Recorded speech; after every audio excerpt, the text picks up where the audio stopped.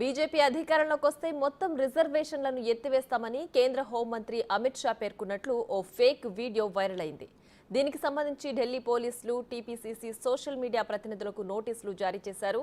ఈ కేసు విచారణకు హాజరు కావాలని తెలంగాణ కాంగ్రెస్ నేతలకు ఢిల్లీ పోలీసులు ఇచ్చిన గడువు ఈ రోజే కావడంతో విచారణకు టీపీసీసీ సోషల్ మీడియా ప్రతినిధులు ఢిల్లీ వెళ్లనున్నారా, ఎవరెవరు వెళ్లనున్నారు అనే దానిపై సమాచారంపై స్పష్టత రానుంది.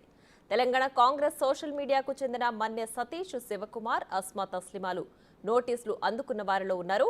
ముఖ్యమంత్రి రేవంత్ రెడ్డికి కూడా నోటీసులు ఇచ్చినట్టు ప్రచారం సాగుతోంది. అయితే దీనిపై ఇప్పటి వరకు సీఎంఓ వర్గాలు అధికారికంగా ప్రకటించలేదు.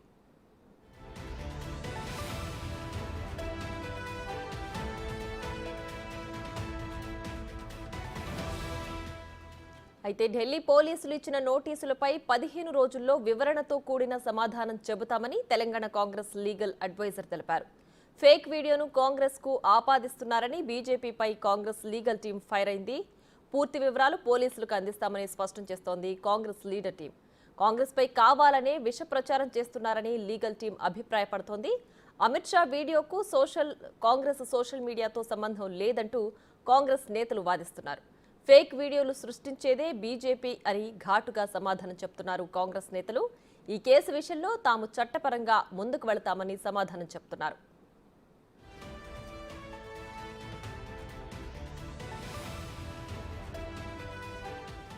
ఇక ఈ కేసు దర్యాప్తు విషయంలో ఢిల్లీ పోలీసులు శరవేగంగా చర్యలు తీసుకుంటున్నారు. కేసు దర్యాప్తు పరిధి పెరిగింది. తెలంగాణలో ఇప్పటికే 5 నేతలకు నోటీసులు ఇవ్వగా ఈ కేసులో అనేక రాష్ట్రాలకు చెందిన వ్యక్తులు కూడా ఉన్నట్లు సమాచారం. దీంతో విచారణ పరిధి ఇతర రాష్ట్రాలకు కూడా విస్తరించింది. ఈ కేసును విచారించేందుకు ఢిల్లీ పోలీసులు రాంచీ, రాజస్థాన్, మధ్యప్రదేశ్లకు కూడా వెళ్లనున్నట్లు సమాచారం. అదే సమయంలో ఢిల్లీ పోలీసుల బృందం అస్సాం వెళ్లి అరెస్టు చేసిన నిందితులను విచారించే అవకాశాలున్నాయి. ఈ కేసులో అస్సాంకు చెందిన ఒక నిందితుడిని అరెస్టు చేశారు.